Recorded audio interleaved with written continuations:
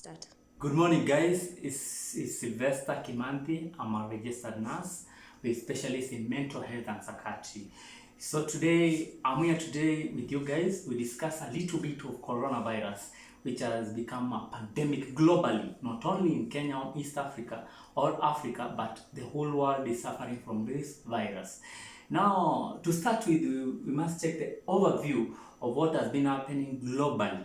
Now, it is reported that is per WHO, that is 24 hours, that is for yesterday, that is day 12 of March 2020, say that 125,000 people are confirmed with this infection, and the newly cases are 6,729 cases are being confirmed, they are new cases. Now, about the death, there are only 4,613 deaths which are confirmed. About the death of the coronavirus. Newly deaths, there are 321 deaths. Now, WHO have come with strategies to deal with this coronavirus in terms of prevention.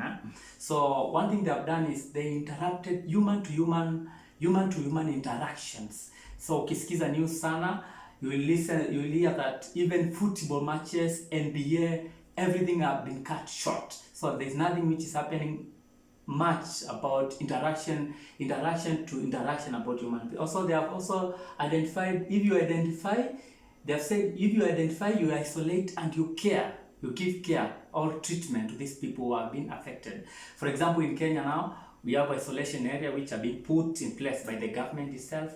All over the counties, watu wamepewa pesa, people are working to deal with coronavirus. That thing is, they have identified and to reduce transmission.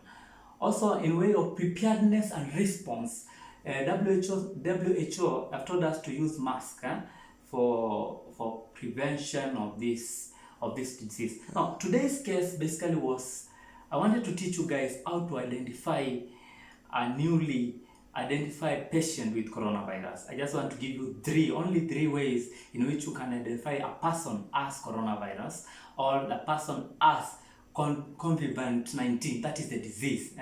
The name is a little bit harder for us, but will bear with me. So the first thing is, if the patient has respiratory illness and has fever or has one or two symptoms of respiratory illness, what are some of these symptoms and signs of respiratory illness?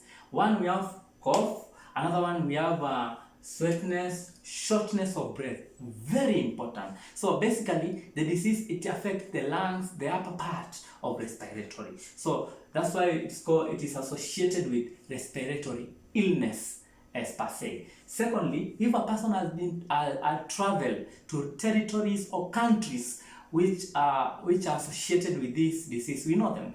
Italy, we know China already. China is globally leading with the deaths of this virus. Thirdly, if patient suffers from acute respiratory disease, those are some of ways in which you can identify or you can know this person as coronavirus. Come on, if it's your neighbor or it is your son or it's a family friend. So if come upon a shortness of breath, upon a fever, then you know it's danger. It needs some medical attention as soon as possible. The last thing we shall discuss today is about signs and symptoms of coronavirus. Very important, very important. First of them is shortness of breath, difficulty in breathing. That I think is the key. Shortness of breath, difficulty in breathing. The third thing is, the second thing is persistent pain, chest pains. If you start having chest pains when you cough, you just know you need medical attention and you need to attend to a doctor as soon as possible. Now, another thing is confusion, inability to move.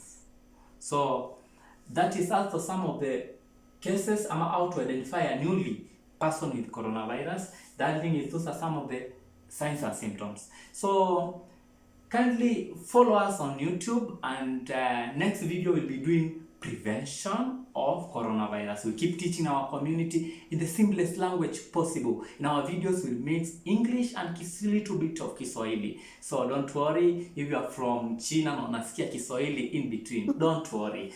We are here to teach one another. Thank you so much, guys. I'm Sylvester. Kindly leave your comment and subscribe to our channel. Kindly. Thank you so much.